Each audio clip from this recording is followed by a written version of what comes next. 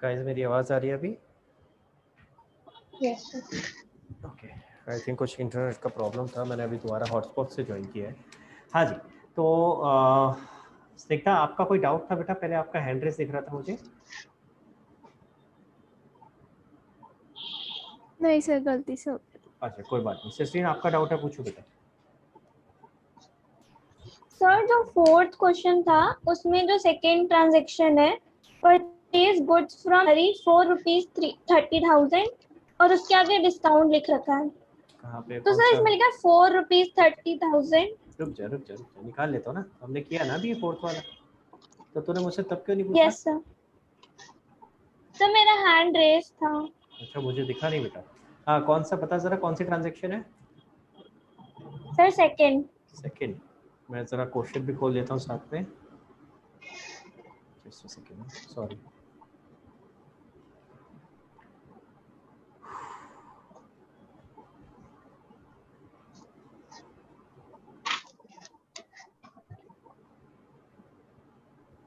हाँ बेटा, fourth question second transaction, बताइए बेटा क्या कह रहे थे आप? सर इसमें लिखा है परचेज गुड्स फ्रॉम हरी ₹30,000 और आगे डिस्काउंट मेंशन है।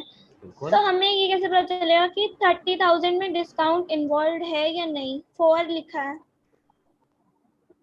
अच्छा आप ये कहना चाह रहे हो, मतलब आपका सवाल मैं रीफ्रेस कर देता हूँ। आपका सवाल ये है कि सर ये डिस्काउंट माइनस करने से पहले की फिगर है या माइनस करने के बाद की फिगर है, ये कैसे पता चलेगा, है ना? Yes sir. हाँ, तो नॉर्मली अगर मैं बेटा पढ़ूंगा, क्वेश्चन में क्या लिखा है?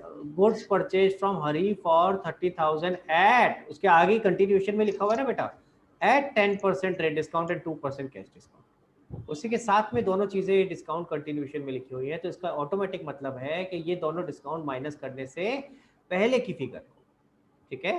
तो ये एक तरह से लिस्ट प्राइस है। Okay sir. Unfortunately examiner clear, मतलब जो ऑथर है उसको क्लियर करना चाहिए, लिख देते तो क्या चला जाता? Purchase goods from Hari list price ₹30,000, है ना? सारी डाउट खत्म हो जाता। बट पता नहीं क्यों ऐसे पंगे करते हैं, जबरदस्ती कंफ्यूजन क्रिएट करते हैं। बट आई होप ये क्लियर हो गया हो कि अगर साथ में इस तरीके से डिस्काउंट यस और सर। दोनों discount, rate discount, cash discount mention है, तो यानी कि ये क्या है? लिस्ट प्राइस दे रखा है आपको, पहले इसमें से डिस्काउंट्स माइनस करने पड़ेंगे, ठीक है? Okay sir, thank you. Okay बेटा, चलो वापस आते हैं बेटा, आगे चलते हैं। सर स्क्रीन शेयर नहीं होता। स्क्रीन शेयर नहीं होती, मैं शेयर कर देता हूँ।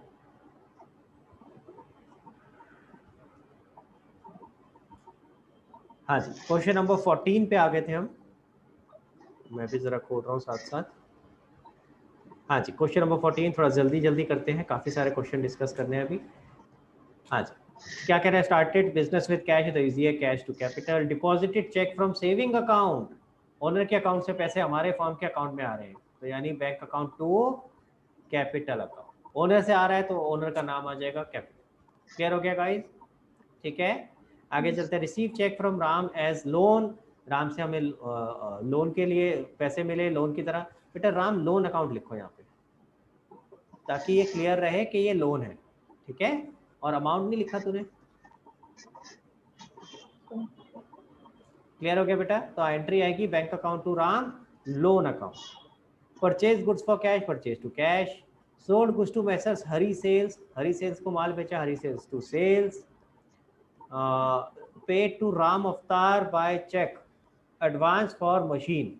अब थोड़ा सा ट्राई कर निशात, क्या होगी बेटा एंट्री बताओ, जो समझ आ रहा है वो बता। Advance for machinery account debit to bank account. Advance for machinery machinery account debit to, किससे पेमेंट करी बैंक है? अकाउंट। चेक से करी है, तो टू बैंक अकाउंट, ठीक है? 40,000 रुपये। हाँ जी, आगे चलते हैं। इसके बाद क्या? रिसीव फ्रॉम हरी सेल्स, तो cash to messrs Hari sales. बेटा आपने पहले, अच्छा पहले भी आपने डेली लिखा हुआ था, ये डेली अगर आपने लिखा हुआ है तो दोनों सब जगह डेली डेली आएगा साथ में। अगर नहीं लिखा है तो फिर सिर्फ अगर आपने लिखा मैसेज हरी सेल, तो हर जगह फिर मेक श्योर करना है कि एक ही नाम यूज कर रहे हो, अलग अलग नहीं। क्लियर है? ठीक है, वैसे हम इसको डेली को अवॉइड कर सकते हैं, अगर ये हमारा आगे जाके काम आएगा जब जीएसटी की बात होगी कि जीएसटी कौन सा लगेगा, किस तरीके से लगेगा, तो वहाँ ज़रूरत पड़ेगी कि कहाँ की बिजनेस था, दिल्ली, फरीदाबाद, मुंबई, कहाँ का है, ठीक है? वहाँ ज़रूरत पड़ेगी, ठीक है। अदरवाइज अभी एंट्री में आप अगर सिर्फ लिखोगे मैसेज हरी सेल चलेगा। हाँ जी, आगे चलते हैं। उसके बाद bought furniture from S R furniture against cheque payment. S R furniture से आपने फर्नीचर खरीदा, फर्नीचर टू बैंक, क्योंकि चेक से पेमेंट करी है इसलिए सीधा बैंक आ गया। Paid rent by cheque, rent to bank. Sold personal car and invested amount in business, क्या बेचा हमें उससे मतलब नहीं है, पैसा हमारे पास आ रहा है। हमारे लिए क्या ट्रांजेक्शन है, हमारे पास ओनर से पैसे आ रहे हैं, तो cash to capital. Goods costing 2000 were destroyed by fire, goods lost by fire. आगे अरे these goods were not insured, तो यहाँ पे आप दो एंट्रीज कर सकते हो बेटा साथ साथ। तो goods lost by fire to purchases, और सेकंड एंट्री क्या होती है इसके बाद, क्वेश्चन ने बता दिया कि गुड्स इंश्योर्ड नहीं थे, कहाँ चला जाएगा ये, यही होती है। दो एंट्री बताइए ना बेटा। अगर इंश्योर्ड नहीं होता तो अगली एंट्री क्या होती है, profit and loss account debit to goods lost by fire. मिली, देख दो एंट्रीज लिखवाई थी। अगर गुड्स इंश्योर्ड नहीं है तो जो भी नुकसान हुआ सारा का सारा P&L में चला गया ना, ठीक है। तो दो एंट्रीज होंगी, और अगर मैं इसको कंबाइन कर दूंगा तो एंट्री बन जाएगी P&L टू परचेजेस। तो हम वैसे नॉर्मली वो नहीं करते हैं, हम दो एंट्री पास करते हैं इस तरीके से। हाँ जी, अगला देखिए क्या लिखा है, कह रहा है पेड लाइफ इंश्योरेंस प्रीमियम, लेकिन किसका है, एम्प्लॉयज का। अगर ओनर का पे कर रहे होते तो ये ओनर का पर्सनल खर्चा होता, ठीक है। अगर हम बिजनेस में एम्प्लॉयज का पे कर रहे हैं तो ये एम्प्लॉयज से रिलेटेड खर्चा है। इसको हम एक अकाउंट का नाम देते हैं employee welfare. Employee welfare, employee के लिए जो भी हम इस तरह से वेलफेयर का काम कर रहे हैं, भलाई का काम कर रहे हैं, हम उसके जो भी खर्चे बेर कर रहे हैं हम इसमें डाल देते हैं।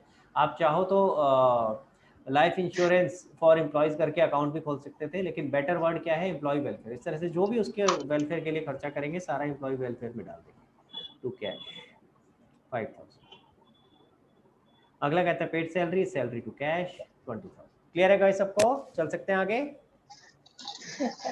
हाँ जी चलो भाई, आगे कौन सा क्वेश्चन है, 15th क्वेश्चन कह रहा है, थक गया भाई मैं तो आंसर बताते बताते। हाँ सर, हम क्वेश्चन करते करते थक गए थे, इतने सारे क्वेश्चन होमवर्क में दे दिए। तो कभी हम देते नहीं है, हाँ भाई कभी हम एक साथ दे देते हैं, इतने सारे क्वेश्चन ऐसे ही होता है।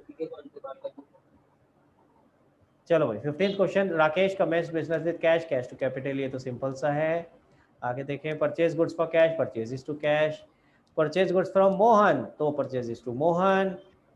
Open bank account with Bank of India, तो बैंक ऑफ इंडिया के साथ बैंक अकाउंट खोला है तो हमने पैसे जमा कराए होंगे उसमें, तभी खोला होगा ना, तो एंट्री क्या हो जाएगी, बैंक टू कैश। अच्छा बाय द वे एक चीज और सुनना, हो सकता है हमारा एक से ज्यादा बैंक में अकाउंट हो, है क्या नहीं? yes, तो हमें कैसे पता चलेगा बैंक अकाउंट डेबिट कर रहा हूँ तो कौन सा वाला बैंक बढ़ रहा है? तो ऐसे केस में जब एक से ज्यादा होते हैं ना, तो हम फिर बैंक अकाउंट का भी नाम साथ में लिख देते हैं, जैसे बैंक अकाउंट ब्रैकेट में बैंक ऑफ इंडिया। समझ आ रहा है मेरी बात, क्लियर? या bank of India bank account, ऐसे करके भी लिख सकते हो, एक ही बात है, क्लियर? जैसे मैंने बताया था ना, एक से ज्यादा राहुल हो जाए तो राहुल 1 2 3 4 5, उसका नाम आइडेंटिफाई करना शुरू कर दो, राहुल वार्ष्णेय, राहुल गुप्ता। हाँ, कुछ ना कुछ हमें साथ में निशानी लगानी पड़ेगी ताकि पता चल जाए कौन से वाला बैंक है। एक अगर क्वेश्चन में अगर मल्टीपल बैंक अकाउंट आएंगे तभी जरूरत पड़ेगी ऐसा, ये सिर्फ मैं आपको प्रैक्टिकली बता रहा हूँ। अदरवाइज क्वेश्चन में नॉर्मली एक ही बैंक अकाउंट होता है आपके पास, तो हमें जरूरत नहीं होती बैंक का नाम लिखने की, ठीक है। हाँ जी चलो आगे चलते हैं। फर्नीचर खरीदा, furniture to cash. Sold goods for cash, cash to sales. आगे क्या है, sold goods to Ram, list price दे रखी है, इसका बनाना पड़ेगा थोड़ा सा, तो ज़रा बना लेते हैं। लिस्ट प्राइस दे रखी है आपको, अब यहाँ ये अच्छा काम कर दिया ना, देखो अब यहाँ पे डाउट खत्म, लिस्ट प्राइस बोल दिया इसको। ट्रेड डिस्काउंट कितना हो जाएगा बेटा ज़रा बताओ, 20% इसका, 12,500 का डबल हो गया 25,000,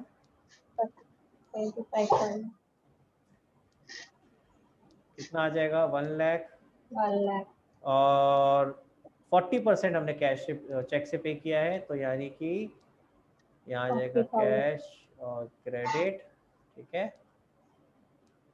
और कैश में कितना है, 40% कितना हो गया बेटा 40,000, और यहाँ आ गया 60,000, ठीक है। This is what sale value, sale price, ठीक है। तो हमने चेक से पेमेंट करी है, तो cheque of bank of credit. दोबारा बोलो बेटा। अच्छा कैश की जगह बैंक लिख दूंगा, ओके ये कह रहे हो? हाँ जी, आगे क्या लिखा हुआ है, कैश डिस्काउंट कितना है 2%, तो 1% होता 400, तो 2 हो गया 800, 800, 39,100 यही आएगा, और 39,200 39,200। इसका कुछ नहीं होगा, इसका कुछ नहीं होगा। तो देखिए ज़रा entry, Ram account debit, bank account debit, discount allowed to sales, entry बिल्कुल ठीक है। सेल्स में 1 लाख, डिस्काउंट में 800, ये 39,200 है, ठीक है, और ये 60,000 बिल्कुल ठीक है एंट्री। चलें आगे। ईशा कुछ पूछ रहे हो आप? बताओ बेटा क्या कह रहे हो? सर जो इस वाले क्वेश्चन में हमने बैंक से मतलब चेक से पे करा, तो उसमें में हमने कैश डिस्काउंट क्यों लिखा, रिबेट क्यों नहीं लिखा? लाइक कैश डिस्काउंट तो आइडियली कैश और बस। चेक, मैं समझ गया आप क्या कहना चाह रहे हो। आप बिल्कुल स्ट्रिक्टली कैश का मतलब कैश को लेके चल रहे हो, जबकि ऐसा नहीं है, हम कैश के साथ में चेक भी इंक्लूड करके चलते हैं, ठीक है। अब मैंने आपको कैश और चेक वर्ड बोले सिर्फ, अब कल को कोई पेटीएम कर देगा आपको कहे नहीं नहीं इसको कंसीडर नहीं करेंगे। अब आज की डेट में तो पेटीएम भी हो जाता है ना भाई, वो भी तो इक्विवेलेंट टू कैश ही हो गया ना यार।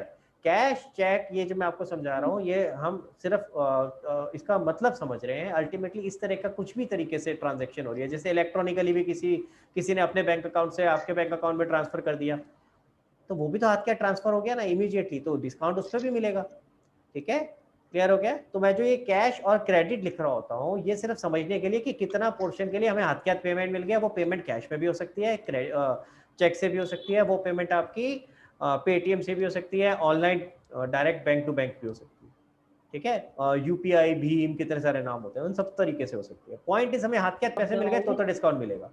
हाँ, कैश डिस्काउंट वर्ड पुराना चला आ रहा है, हम कैश डिस्काउंट वर्ड यूज करते आ रहे हैं, ठीक है। हम अलग अलग यूज नहीं करते, नहीं तो अदरवाइज हम क्या करेंगे, cash discount, cheque discount, Paytm discount, सब एक ही मतलब है, ठीक है। तो हम कैश डिस्काउंट एक वर्ड पुराना चला आ रहा है, पहले इतनी सारी चीजें नहीं होती थी, सिर्फ कैश ही इंस्ट्रूमेंट होता था, ठीक है। इसलिए उसको आज भी कैश डिस्काउंट के नाम से ही बुलाते हैं। पर okay sir, point thank you. समझ आ गया कि इसमें किसी भी तरह से आपको पेमेंट मिल रही है, अल्टीमेटली पेमेंट मिल रही है ना, तो हम आपको डिस्काउंट पास आउट करें, सीधी सी बात। चलो भाई, जस्ट अ सेकंड गाइस। हाँ जी, आगे चलते हैं। Cash sales, cash to sales बहुत ही आसान है। Paid to Mohan on account, Mohan to cash, जितना अमाउंट बोला उतना पे कर दिया, काम खत्म। Ram return goods of sale value 3,000, Ram return goods, यानी राम जिसको हमने माल बेचा था उसने हमें गुड्स वापस करे, तो सेल रिटर्न हो गया। सेल रिटर्न डेबिट होती है, तो sale return to Ram. Clear? आगे paid sales, sorry paid salaries, तो salaries to cash. Paid to petty cashier, अब भला ये क्या चीज आ गई भाई पेटी कैशियर? Anybody who knows? किसी को आइडिया है पेटी कैशियर ये क्या होता है? जैसे छोटे मोटे काम के लिए हम जिसको पे करते हैं कि ये सामान ले आने के लिए, तो उसको पेटी कैश कहते हैं। ओके, मैं आपको से जैसे कि अगर हाँ मेरे को चाय वाय मंगवाना है, तो मैंने उसको पे कर, जो जिसके पास सारा पैसा रहता है छोटी मोटी चीजों के लिए, उसको पेटी कैश। मैं एक बहुत आसान सा एग्जांपल देता हूँ। आपके घर में मेन कैशियर कौन होता है? मम्मी? पापा। पापा होता है? अच्छा, मेरे को लगा हाँ, पापा घर पे नहीं होते ना नॉर्मली, घर का सामान वगैरह लाना है, कुछ करना है, तो पैसा किसके पास होता है? मम्मी के पास होता है ना नॉर्मल। तो पापा तो चले जाते हैं ऑफिस में, आजकल नहीं जा रहे हैं, आजकल थोड़ा सिनेरियो डिफरेंट हो गया, आजकल तो मेन कैशियर पापा हो गए हैं। बट नॉर्मल सिनेरियो में अगर हम समझे तो मेन कैशियर कौन होता है? मम्मी। अरे आप कभी भी पैसे चाहिए होते किसके पास भागते हो? मम्मी पैसे चाहिए, ये लाना है मम्मी, वो लाना है मम्मी, ये लाना है, ये जो होता है कि नहीं होता है? तो मेन कैशियर तो वो हो गए। अब सोच बेटा, अब तो छोटी छोटी चीजों के लिए बार बार मम्मी से पैसे मांगेगी। मम्मी बिस्कुट ला रहे हैं 5 रुपए के बिस्कुट, हाँ मम्मी चाय पीनी है, तो मम्मी एक कोल्ड ड्रिंक ला रही है, छोटी छोटी बार बार मम्मी क्या कहेगी, ये पकड़ 100 रुपए। और बार बार छोटी छोटी चीजों के लिए मेरे पास बार बार आने की जरूरत नहीं है, अपने आप ले आना। समझ आ रही है बात? तो क्या करा, एक तरह से जो मेन कैशियर था उसने थोड़े